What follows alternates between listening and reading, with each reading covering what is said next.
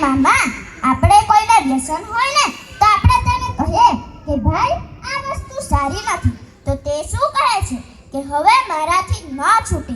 મારે કહેવું છે કે એક 10 વર્ષનું બાળક કે પોતાનું જીવન છે તેનો માનો ધાવણ ધારે તો તે પણ છોડી શકે ને.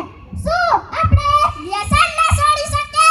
હું હંમેશા બે જ વસ્તુ પર બોલું છું, પહેલે બેટી બચાવો પછી વ્યસન છોડો.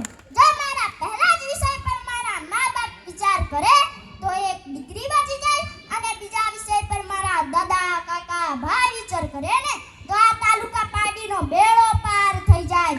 અંતે મારે કઈ કહેવું નથી. મારી આ વાત શાંતિથી વિચારજો. આ જીવન તમારું નથી. તમારી પાછળ કોણ છે? તમારા બા-બાપ ને તમારી પત્ની ને તમારા બાળકો.